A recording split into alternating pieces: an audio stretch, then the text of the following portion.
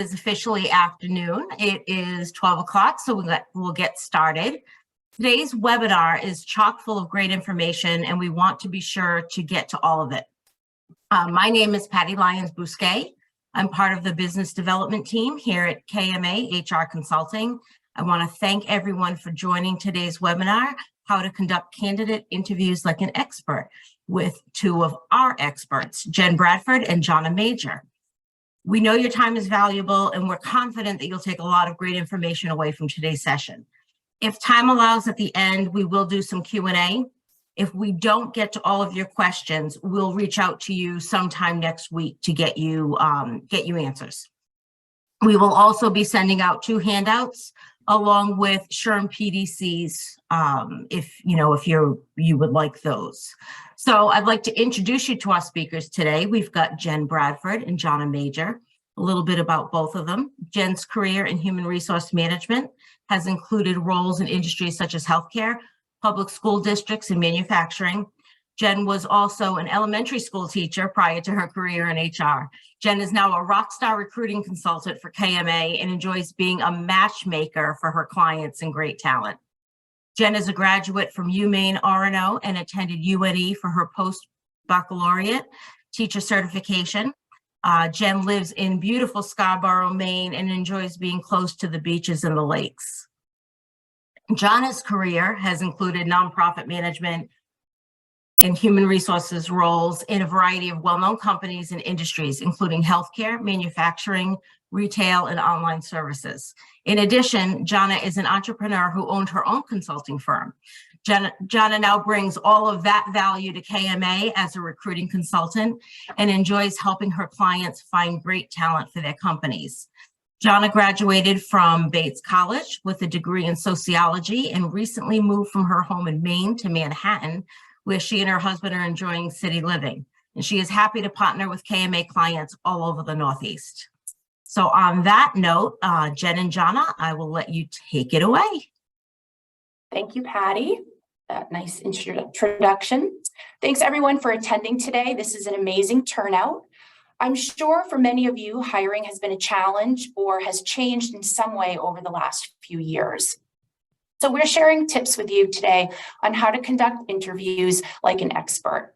We've broken that down into several steps that we will cover today, and those will include the importance of a strong interview process, preparing for the interview, designing the interview, what to ask and what not to ask, the importance of active listening and being aware of bias, how to objectively evaluate candidates, and closing out the process with candidates. And as Patty said, we'll be leaving some time at the end for questions and answers. I know some people did email already with questions, and you can add them to the chat as we go along. All right, well, thank you so much, Jenn. I want to start our program today with a reminder about why it's important to have a strong interview process. And again, we've got such a great turnout, and judging by the number of you who have joined us, it's clear that you understand the importance of making a good hire and that it's one of the most important investments that a company can make. And in today's challenging recruitment environment, when you get candidates to interview, it's critical that you have a good process so that you can evaluate their fit for the job and your company, and also for them to evaluate you. So the interview process in general has an impact on both the company and the candidate.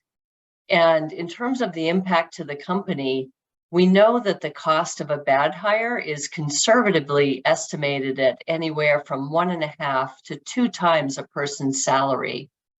This includes things like salary, benefits, and taxes, your recruitment costs to bring the person on board and then to have to replace them, the time you invest in training and orientation for that employee, which can be 3 months to a year, depending on the complexity of the role and the nature of your company.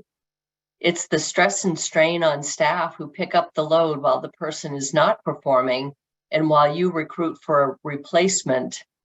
And the person who's not working out may or may not resign. So that means you're investing time in providing feedback and following a corrective action process so that you can follow a proper termination process.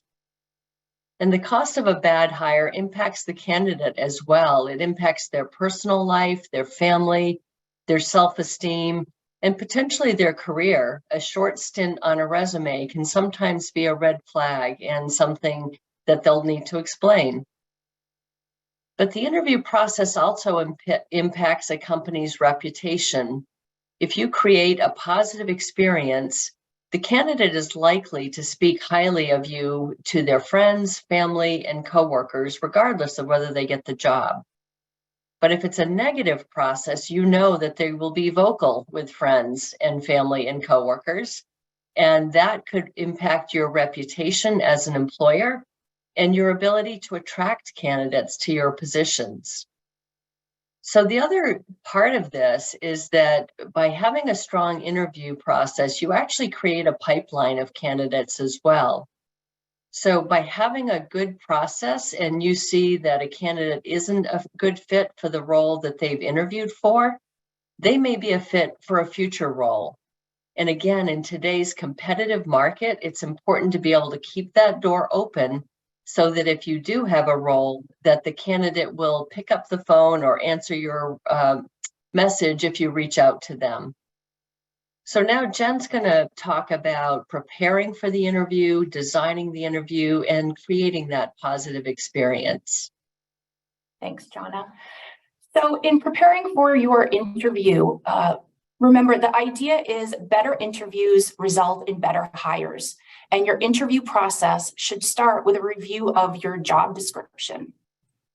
Review your job description and make sure it contains specific key areas, including things such as responsibilities of the job and key outcomes. Look at the minimum requirements for education and experience. Does this position really require a 4-year degree or 5 years of experience? Where can you be flexible? It's critical to take a look at your requirements in today's competitive market and update or adjust where you can. This is also a great time to look at your exempt and non-exempt status for your opening. When you're looking at that job description, decide what the key technicals or hard skills are that are needed for the role. That could be things like QuickBooks or Excel mastery, a CDL license, or heavy equipment experience. You want to be sure you're looking at the key soft skills. Those could be interpersonal and communication skills, presentation skills, conflict resolution, or even the ability to work independently. Take a look at what the physical requirements are for the position, such as heavy lifting, long periods of standing, or travel that may be involved. When you're reviewing your job description, also be sure you understand what the expectation for success in the role will look like. What are the benchmarks in 3 months, 6 months, or 12 months for that candidate? Have an understanding of what it takes to succeed in your company and your culture, but you also want to be aware of bias, which we are going to talk about a little bit later in the presentation. We hear a lot about candidate fit, but try to think about culture add rather than fit, meaning you're looking for candidates that bring diverse perspectives and ideas, and they interpret your core values in a new way that can help empower your team growth. I'll say it again, know where you can be flexible on your requirements and experience. A candidate may have transferable skills without having direct experience, or they may have experience without the degree. Where can you be flexible? Look at your scheduling. Could this be a hybrid schedule? What might set you apart from your competitor in getting that great candidate? You want to take the time to really design your interview process. It's impossible to predict a candidate's job performance with 100% certainty, but by adding structure, you can increase your chances of identifying the right candidate for your job. Create your interview process and ideal timeline and confirm the participants on your interview team. It may take some experimenting to pin down an optimal number of interviews, and it may vary depending upon the position. 2 to 3 is typical. You can start with a phone screening. This is an initial conversation to share more about the position and ask those initial screening questions to determine candidacy. You'd then move on to a first round of interviews, which could be in person, or it could be by phone or video call, on Zoom or Teams, and would include HR and or the hiring manager involved. Second round interviews typically would be on site or could be a video call with the hiring manager or other key stakeholders in your company. And a final candidate round would usually be in person. You want to be sure to align your interview questions with the requirements of the role. Refer back to that job description that you've just reviewed and updated. You want to develop behavior-based questions to draw out the candidate's actual experience in a key technical or competency area. And we're going to dive into behavioral questions a little later on in the presentation. You want to be sure you're developing initial screening questions to assess the overall fit of the candidate for the position. Developing your second and third round interview questions that allow deeper exploration of specific skills, scenarios, and experiences. You also want to be sure to include questions that explore what the candidate wants from the role. This will provide additional insight on their goals, their values, and their skills. This isn't a time to ask those gotcha questions or quirky questions that can derail a candidate and your interview. Think about if you would like your candidates to create a hands-on exercise, a performance task, or presentation in a second or final interview. This may be a great way to assess skills or technique, especially in creative or design roles, or looking for the mastery of Excel or someone's writing skills. Create a technical interview for a tech job, and be sure you're providing examples of work performed. Build time into your interview for candidate questions. Remember, they are also interviewing you and your company. Why do they want to work for you versus your competitor? Show and tell your company and its culture during the interview. Provide a tour if possible. A recent LinkedIn survey showed 51% of candidates would like to visit the company they are applying to and learn about your culture firsthand. You also want to be sure to develop a candidate evaluation tool for an objective analysis of candidates for your role. And again, we will provide an example a little bit later in the presentation. Creating a positive interview experience also includes prepping your interview team. You really want to start with training your interview team on interviewing best practices. Review legal and ethical requirements. It may be second nature to you as a seasoned hiring manager, but this might be totally new to or unknown to those on your interview team. You want to be sure to coordinate who's leading the interview and who is asking the questions if it's a group interview. Provide your interview team a quick overview of the candidates in advance. Review key skills or important details as to why they were selected for the interview process. And make sure you remind your team of confidentiality throughout your entire interview process. Plan and streamline your process to allow time to get what you need from the candidates, but to move quickly enough that you don't lose great candidates. The market is moving very fast, and your candidate may also be interviewing with other companies. A big component of a positive experience is communication with your candidates. Have a process in place to respond to applicants upon receipt of their application all the way through the entire process. When scheduling your interviews, communicate details to help make the candidates feel informed and comfortable. Let the candidate know what to expect. Provide them with the name and titles of the people that they will be interviewing with, the approximate length of the interview, and the format. Will it be Zoom, Teams, or phone? And if it is on Zoom or Teams, is the expectation for cameras to be on or off? Most candidates have experience with video calls, but make sure they are familiar with the format that you are using and know how to connect using their audio and video. Providing instructions in an email prior to your interview is a great way to do that. You also want to be sure you're confirming the candidate interview commitment in advance of your scheduled interview date. Candidate ghosting or no-shows are a real thing. Keep the process streamlined and think about the best way to get what you need, but to move quickly enough so that you don't lose those good candidates. Help make the interview comfortable and relaxed. A positive experience for your candidates helps to get honest and genuine answers. Assure confidentiality of candidacy throughout the process to your candidates as well. And keep communicating with candidates and be transparent. Provide timelines and next steps, especially if you need more time in the process than you originally thought, or if you're not moving forward with the candidate. And now I will turn it back over to Johnna. Thanks so much, Jen. So Jen just gave a great overview talking about the overall design, how to create a positive experience. And so I'll go into a little bit more detail about how to customize the interview to make the best use of your valuable time, and also to get the information you need to make a good hiring decision. And so with this chart, what I like to show are the different ways to approach customizing the interview for different levels of roles. So for an entry level, a blue collar, or a service type of role, you'll really want to focus on work history, attitude, attendance, their reliability, team orientation, and the basic skills to do the job. And in today's crazy job market, you may hire them on the spot pending any necessary background checks. For mid and senior level roles, you'll get into more detail around career progression and career goals. For mid-level roles, to really understand their management capability or aptitude as they're advancing in their career.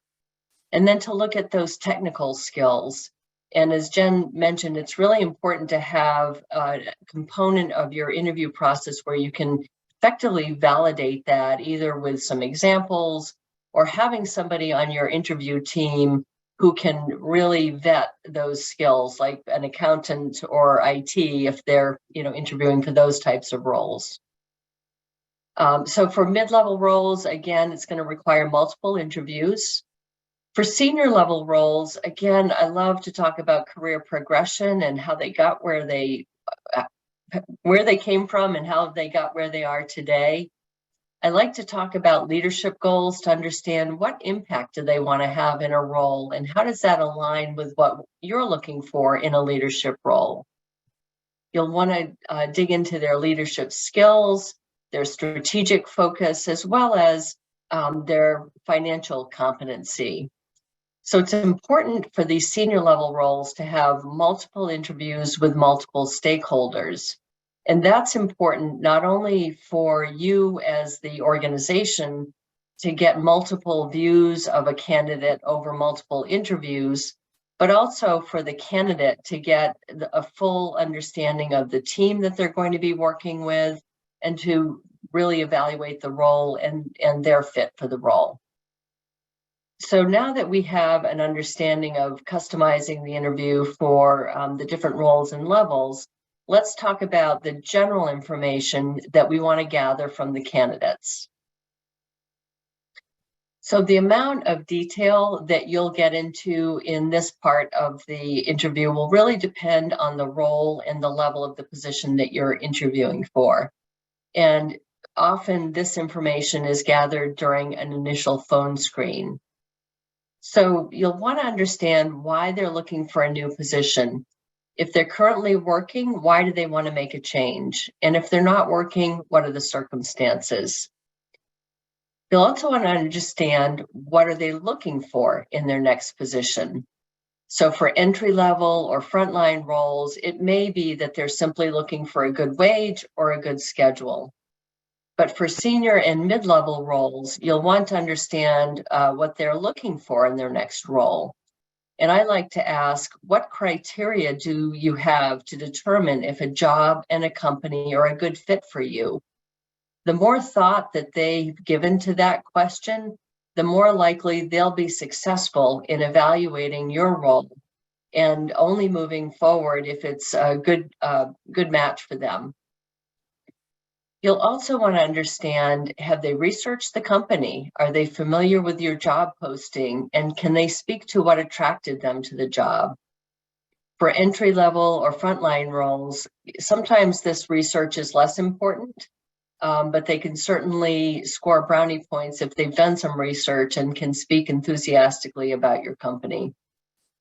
For mid and senior level positions, they really should be able to talk about what your products and services are, who your customers are, why they're excited about possibly working for you, and to talk about your mission and values or other things they've gleaned in their research that they've done in advance of the interview. And they should be able to articulate what attracted them to the job posting and the responsibilities that were outlined and really have a good idea of what you're looking for. If they haven't done their homework, it's potentially a red flag, again, particularly for those mid and senior level roles. This is also the time when we want to discuss salary and to get a general sense of whether what the candidate is looking for and what you're able to offer are at least in the ballpark. So as most of you probably know, many states no longer allow you to ask what a candidate is making or what their salary history has been. That has perpetuated low wages and wage gaps in roles, particularly for women and minorities, and that gap persists today. So the best practice is to post the salary with the job, either a starting range or the full range that you're considering for the job, and then asking the candidate to confirm that that range is acceptable. You can also ask a candidate what they're targeting for pay for a role like the one they're interviewing for. And this allows you to get a sense of whether their expectations are realistic for the job. So if somebody's taking a step back in a role, or they're moving from a big company to a small company, you'll want to know that their expectations are realistic and they may not still be expecting a big company salary when they're coming to a small company, for example. And then delving into the work and career history is important. You need to understand why people left their positions so that you can spot trends and gain insight about their decision making. And it's important not to let them gloss over the reasons. Oftentimes I have candidates that want to rush through that part of the interview, but I'll slow them down because I really do want to understand why they left their job and understand the reasons. And for me, if a person has been terminated from a job, it's not a deal breaker. It's happened to most people, but you need to understand the reasons and the context. So when I talk with a candidate, I like to get what I call their career story, the progression of their jobs, their reasons for leaving, and also what attracted them to the next role. That tells me a lot about their thoughtfulness and decision-making in their career. If they have a choppy career history or have made bad decisions, for example, chasing money or chasing titles, then you're going to want to confirm why they're truly interested in your position and get a sense of what they really are looking for in their next role in order to mitigate the risk that they're making another bad career decision. So with the Great Resignation, we saw large numbers of people leaving during and after the pandemic, often looking for more money, more flexibility.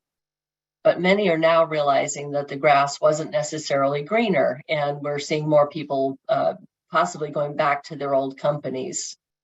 So it's just an important reminder to you as the interviewer to understand, why a candidate is making a move, and are they running away from something that's negative, or are they really working towards something, and that this is part of their overall career goal. I'd point out there, Johnna, too, that gone are the days of somebody staying with one organization for their entire career or for 10 or more years. That doesn't typically happen these days. People switch jobs much more frequently, just to be aware of. Absolutely.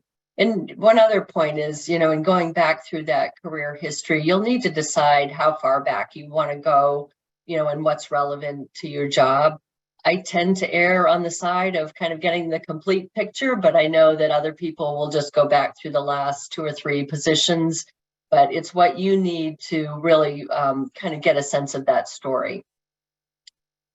So the next area that we'll explore in terms of general information that we're collecting is to get a sense of a person's strengths and weaknesses. And most candidates have prepared for these questions, though I continue to be surprised by people who have not. But it's important to understand what a candidate thinks their strengths are so that you can evaluate how they'll be able to use those strengths in the role they're interviewing for. So according to the Clifton Strengths Company, Individuals who use their strengths in their role are more likely to be engaged in their job, report having an excellent quality of life, and strongly agree that they have the opportunity to do what they do best every day. So if a candidate can't articulate their strengths, it may be due to lack of preparation, but it also could signal that they don't have a good sense of what they're good at, and that can make it hard for you to evaluate their fit for your role. I also like to explore coworker and manager perceptions. And so to ask a candidate how they think their manager would describe them to me, or to ask what their coworkers think. And also, what does the candidate do that might annoy or frustrate their manager or coworker? Those kind of questions provide some further insight into how a candidate thinks they're perceived, how they want to be perceived, and it offers insights about their reliability and dependability, as well as how they interact with their managers and coworkers. Exploring what motivates and satisfies a candidate is also important, so that you understand what drives them, what keeps them happy in their work, and how well it aligns with what you're offering. Similarly, to understand what frustrates them or stresses them out is important to know as well, especially if those stressors are going to be an issue in the role that they're discussing with you. So if a person hates being in back-to-back meetings all day and that's your work culture, you know that that's not going to be a good fit. So once we've gathered this general information, we'll want to turn to more detailed questions to understand a person's behaviors and experience, and we do this with behavior-based interview questions. So I'm sure many of you have heard the phrase, past performance is a good indicator of future performance. And that's really true in that if the circumstances are similar, if the context is similar and a candidate has been successful, then they're likely to be successful in your company. So this is an opportunity to explore how a candidate has dealt with various scenarios, how similar or dissimilar they are to your role and work environment, and to determine if it's going to be a good fit. So we use the STAR method to get to details to best explore their experience and approach. We'll want to ask about the situation. What was the context? What were they dealing with? What was the task? What was the assignment or goal that they were assigned? And what actions did they take to address the problem or to meet the goal? And ultimately, what was the result? So we could spend an entire webinar on behavior-based interview questions. There are so many great examples that you actually can find just doing some Google searches. But what I'd love to do here is just give you some examples so that you can get a sense of how these questions flow and what to listen for. So for collaboration, which is an important candidate attribute, what you could ask is, give me an example of a time when you had to work with a difficult person. So again, what we're going to engage the candidate about is, what was the situation? What made that person difficult? And how did you handle your interactions with them? What we're listening for here is, what made that person difficult? If the attributes that they're describing are ever present with your customers or their coworkers or managers, you'll really need to know whether they've got the ability to adjust their style to deal effectively with that person, for example, or those type of people. Ultimately, what we're looking for is, do they have that ability to be flexible and adapt and work with different personalities? Another area that is of great importance to companies is a person's attendance and reliability. And that can be a tough question to get at. People don't always want to be really honest with you about that. So, this question, could you tell me about a time that your punctuality or attendance impacted your work, is a great way to open that up. It's open-ended. It forces the candidate to provide a specific example, and it makes them reveal their underlying attitudes. So it certainly gives an opening for a person who has good habits, great punctuality, or they show up early to get things done and well organized to highlight that. But it's also an opening for those folks who have had some issues to be forced to provide a real example of that. And so what you're listening for here is how detailed they are. If there have been issues, folks may try to be pretty vague, or they will use exaggerated language to try to convince you that there aren't issues. But when you can press for an example, you'll be much more likely to get some insight as to whether this could be an issue for you. I would add here, Johnna, this is, as I said, this isn't a time where you're asking gotcha questions and you want to catch your candidate off guard, but you're asking questions that really will elicit a genuine answer. They're typically questions that they haven't been asked before, so they haven't rehearsed an answer. So it's going to be more genuine and thoughtful. I love it when a candidate says, oh, I've never been asked that question before, or, oh, what a great question. And they really are enthusiastic when they answer it. Absolutely. That's a great point, Jen.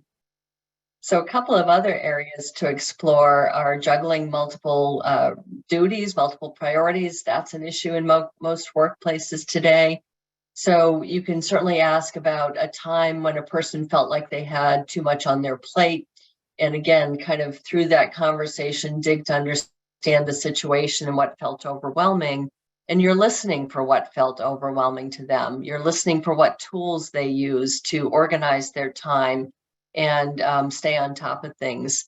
And also listening for their ability to resolve conflicting priorities on their own if it's appropriate, or to seek the right resources. And then the last example I wanted to share is around leadership. And we could certainly explore a candidate's ability to lead change, which is important in most organizations today. So describe a time when you had to persuade someone to see something your way. So what we're looking for here is their ability to influence and gain buy-in, to see another person's perspective and lead them through that change.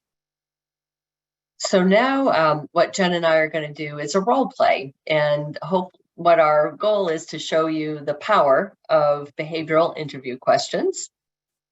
So Jen is interviewing with me. I'm the executive director of a nonprofit, and Jen is interviewing for an office manager role. So the position develops the office budgets and reports. It also works with our board and is part of a small team. So everybody has to pitch in where needed.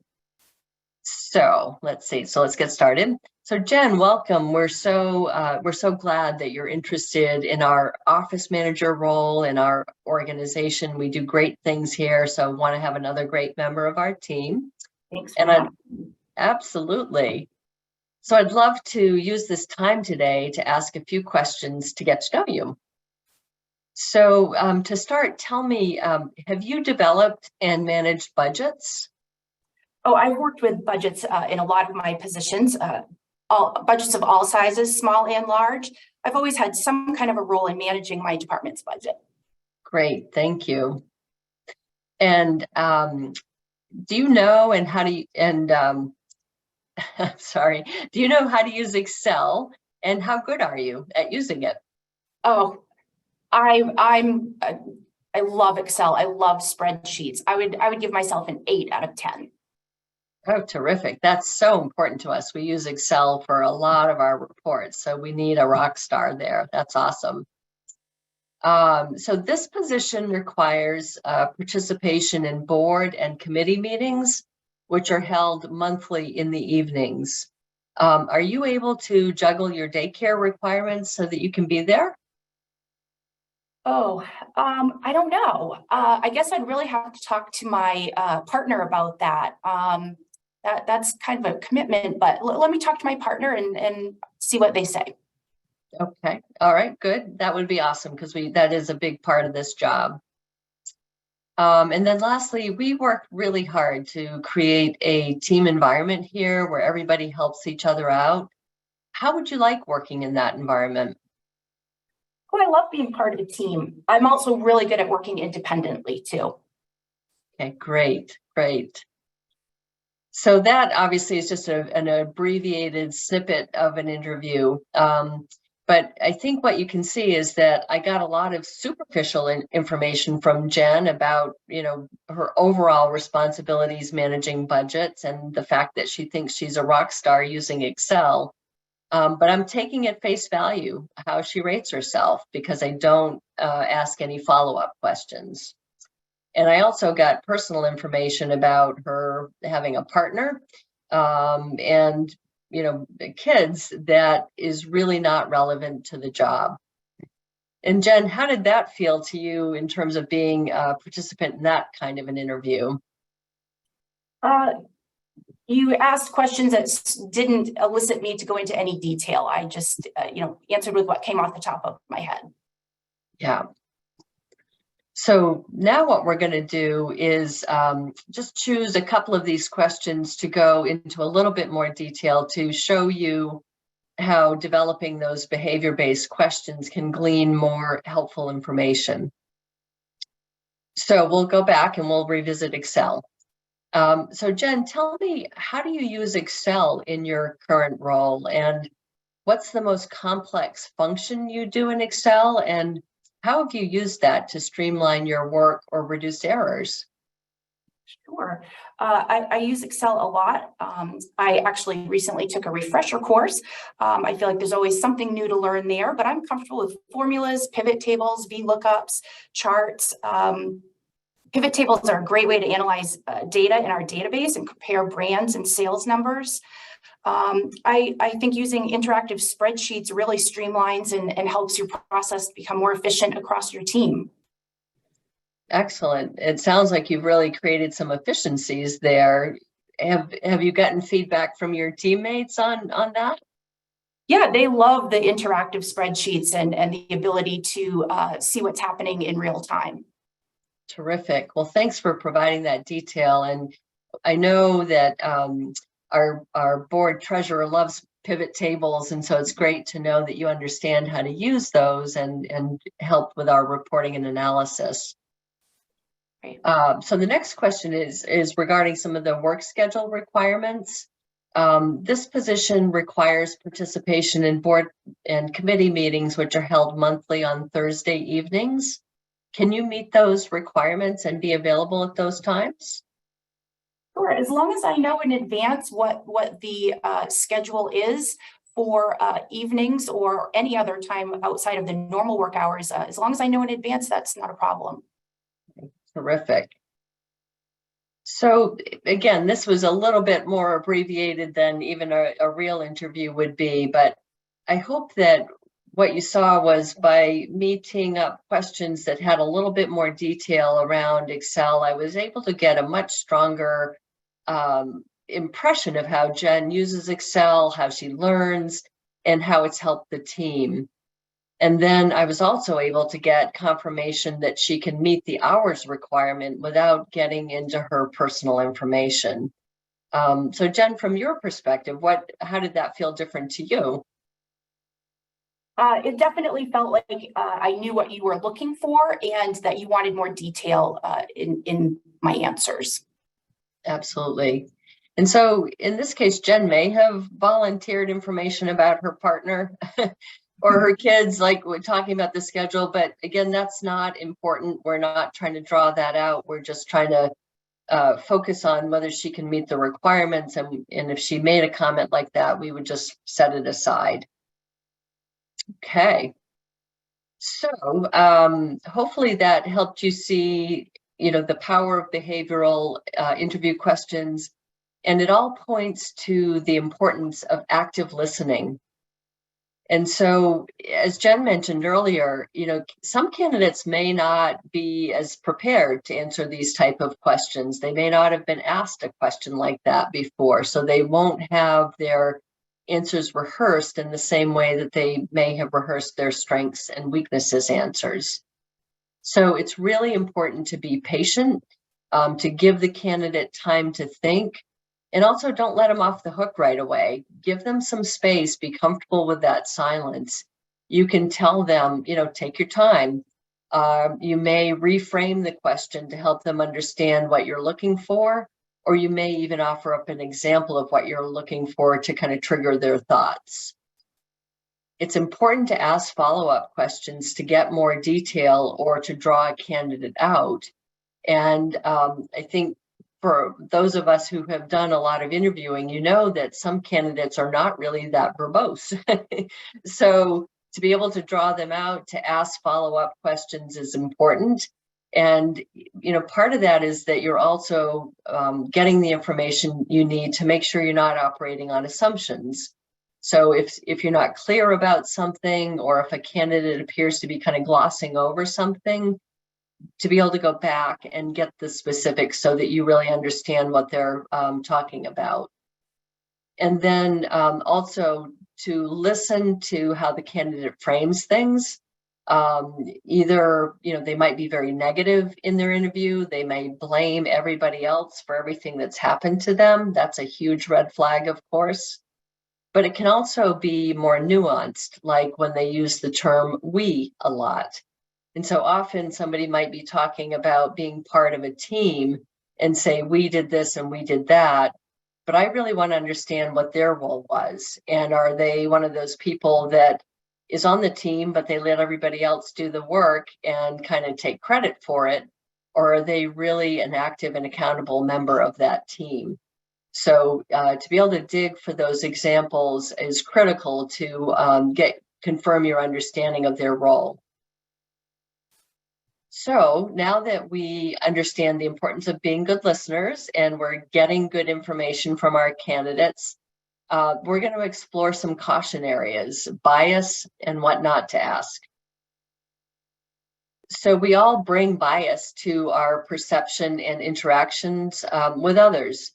So this really emphasizes the importance of having a thoughtfully designed interview process, an objective evaluation process that's based on the job responsibilities. And Jenn is going to discuss that shortly. It also speaks to the importance of asking the same core questions of all the candidates to ensure consistency, because consistency also helps mitigate bias. Nonetheless, you still need to be aware of these biases that creep in. We're human. This is a very natural thing to happen. So I'm going to touch on these here, but we do have a handout that we'll provide after today's session. So stereotyping is when we have a generalized opinion about somebody based on their gender, their race, religion, age, or disability, for example. And so it's when we're expecting a certain behavior or based on one of those traits. Similar to me is something that actually I think is quite common in interviews, where you start talking with a candidate and maybe they've gone to the same school or their kids are in the same hockey club, and you start to feel this sense of connection.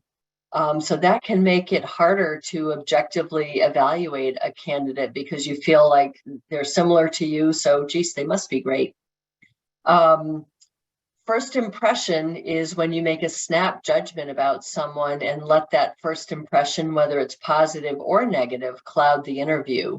So if a person has a weak handshake and you like a strong handshake, that might get things off on the wrong foot for you. But it's important to overlook that unless it's a critical part of the job, and to focus on the job responsibilities.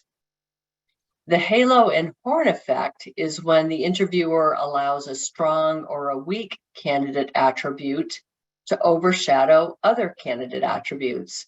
So using Excel as an example, if Jenn has impressed me with her pivot table skills, but what I really need to be focused on is reporting and analysis skills, I might rate her higher just because she's dazzled me with those pivot tables, when in fact the reporting and analysis is more important. The contrast effect comes into play when a candidate interviews after a weak candidate, for example. They may appear stronger than they actually are. Or conversely, if a candidate is good, but interviews after a really strong candidate, they may appear less qualified. And then finally, negative emphasis is rejecting a candidate based on a small amount of negative information, but giving it twice the weight of the favorable information that you take in about a candidate. So as we mentioned, Jen's going to talk in a little bit about that objective evaluation format, but first is going to discuss what not to ask in an interview. Thanks, Johnna. So what not to ask? This is definitely an area that you want to review with your interview team. As a general rule, if the question is not related to the candidate's ability to perform the essential functions of the job, it shouldn't be asked. Don't ask questions that would elicit the applicant's age, race, national origin, gender or sexual orientation, or disability. Couple of examples here. We touched a little bit earlier on salary. These laws can vary state to state on if you are able to ask about salary history. As Johnna mentioned earlier, you can phrase, do you have a salary expectation for this position, or state your salary range and ask that if that's acceptable for them. Criminal history, this depends on the state that you're in as well, as to what can be asked and when. So be sure to review for your own state that you are in. Gender and family issues, as an example we mentioned before, be clear about things like the schedule and the hours and ask if they can meet the requirement, but don't ask about childcare or marital status. Race, basically you cannot ask questions regarding a person's race. You cannot ask questions regarding national origin or ancestry. You can ask if candidates are legally authorized to work in the US, but be sure you're asking that of all of your candidates. Religion, no questions can be asked. And age, you can't ask questions about a person's age. However, you can ask if someone is over a certain age, if it is job related. An example there might be asking if somebody is over the age of 21 for bartending roles. And disability, you are only able to ask if a candidate is able to perform the essential functions of the job, and those have been included in your job description. So we've talked a lot about bias and being objective in your evaluation of candidates. Here is an example that we created. That is an easy system to use. You want to list the required skills, experience, and competencies. And again, making sure that you're asking questions specific to these areas, or that you could easily verify through somebody's resume. You want to identify the most important factors and order them. You can use a numeric system. Here we've used 1 to 5. Or you could use exceeds, meets, partially meets, does not meet for a scoring methodology. You want to keep this as simple as possible. In the example where you're using numbers for scoring, use technology. Again, I'll go back to Excel. If you use an Excel sheet and you have a formula that can add up and calculate your scores, we'll just make it faster and easier for your interview team. Include notes, but you really want to stress to your interview team that they're only including notes that are related to job requirements. Avoid commenting on personal attributes or other areas that are not directly related to the job that could end up being discoverable. And do not write on resumes. Especially important for interviews with multiple managers, coworkers, or hiring committee. You want to have a discussion based on an objective analysis, and would really encourage you to have each member of your team fill out the evaluation form, tally it before you have conversations. Again, that bias can come into play if you've had a conversation before you fill out your evaluation. Jen, and I just wanted to also make a comment about the candidate evaluation form. And this is especially important if you do have a large team of interviewers. I've done a couple of searches that have had hiring committees made up of board members, for example. And so we've done some surveys in advance of doing the interview to determine what's most important. And it was really critical to make sure that everybody agreed on the relative importance of those traits before we started interviewing. And that really gave a solid basis for discussion. And if people started to go off track to say, well, I like this candidate, even though they didn't score that well, we could keep coming back to what was the most important thing that we were looking for. So it's just a great tool to keep focused on what's most important. Exactly. And it goes back to all of the points that we've tried to make today, in that when you have planned out your process and you have reviewed your job description and you have created questions that really draw out the important aspects that you're looking for, it ends with making sure that your evaluation form it meets and matches up with those things, for sure. So as we've tried to express today, the key part of making your interview process smooth and easy is communication. You want to be sure that you're communicating with your candidate so that they know what to expect from start to finish. When you are in those final stages and the offer stage, discuss your offer verbally and be sure to share your enthusiasm with the candidate you've selected. Let them know how excited you are that they will be joining your team. Cover all the topics that you will be putting in your offer letter so that there aren't any surprises for the candidate you've selected. Check references when you can. You want to use that as a management tool. For example, how to best manage your new hire or to get the best out of your new hire. Also to affirm what you've seen and heard in your interview. Be sure you don't contact current employers without the candidate's permission. Have that conversation with them. If you do background checks, make sure you let your candidates know in advance if you require one, and remember that you must get their permission to comply with the Fair Credit Reporting Act.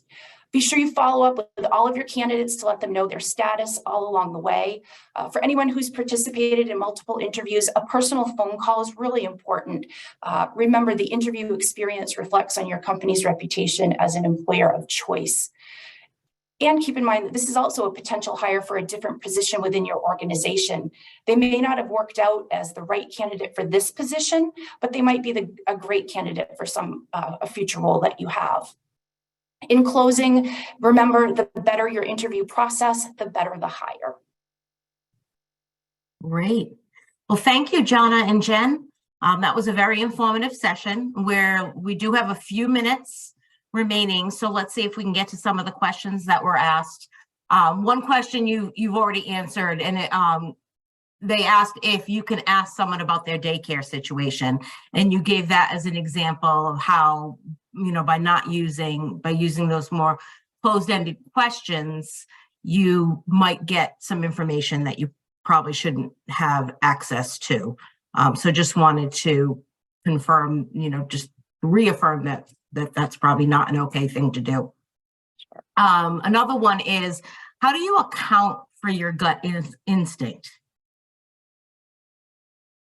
That's a great question. You were talking, and that I think came up when you were talking about, the halo and horn effect and some of the biases that we need to be aware of when we're interviewing people.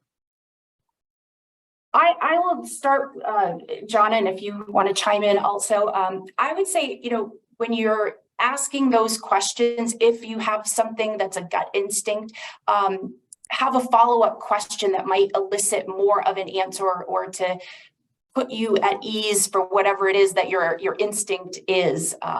Try to draw more out in whatever the area is that you're not sure about. Yes. Yeah, I agree. I think to draw that out and, again, having a multi-step interview process, as long as it can move quickly, is helpful because, I can do an initial interview with someone and then I'll go back through my notes and realize, not sure what they meant by that.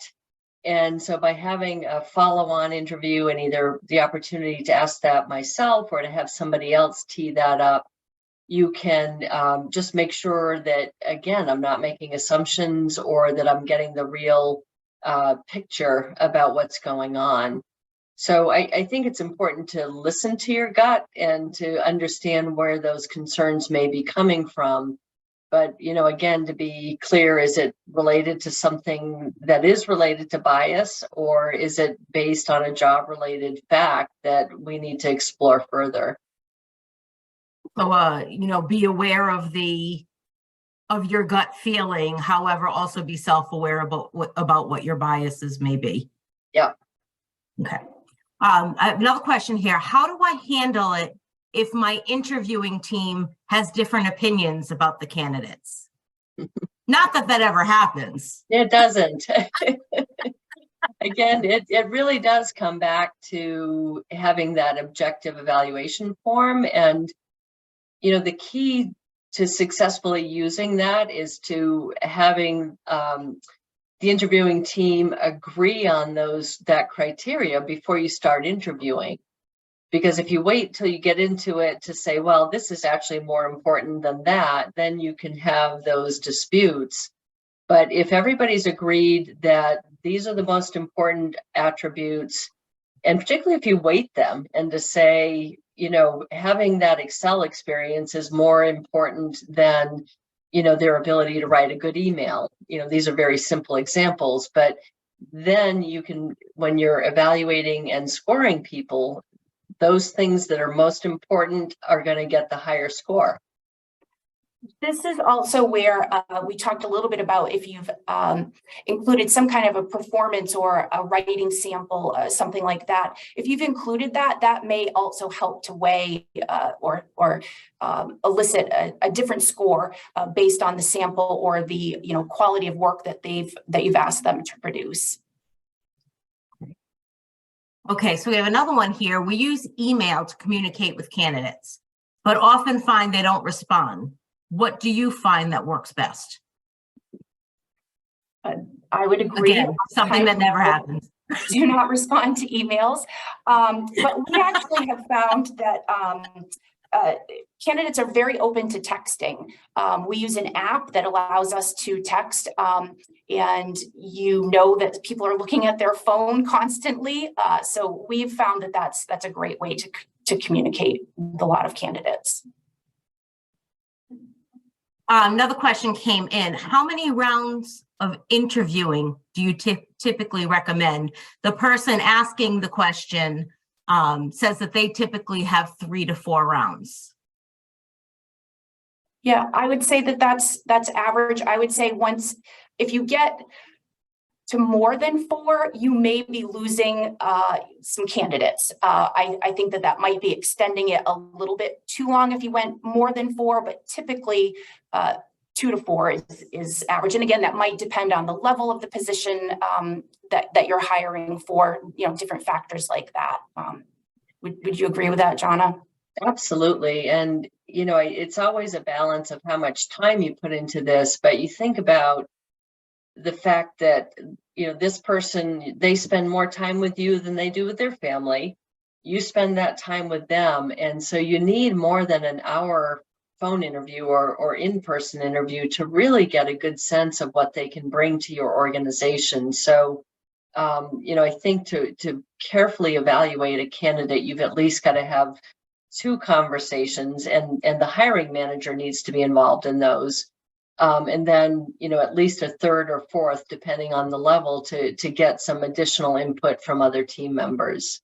But as a hiring manager, I want more than an hour in one interview with that person to really follow up. And the other thing that I like to do, and which I ask hiring managers to do if they've been in for an initial round of interviews, is to ask the candidates, so tell me, what's your understanding of this role and why are you interested in it? So to ask them to repeat that after they've been through an initial round so that you're confirming that everybody's on the same page. And you can also ask at that point, what has you most excited, and does anything cause you any hesitation? So you just start to get at that level of conversation early in the interview process to make sure everybody's on the same page and understand where the candidate may have some reservations as well. Okay, so we are at 1 o'clock. So I want to thank everyone for attending today's session. Johnna and Jenn, thank you so much for all the information that you've shared with us. The insights were fabulous. We hope that you all have many great and valuable takeaways.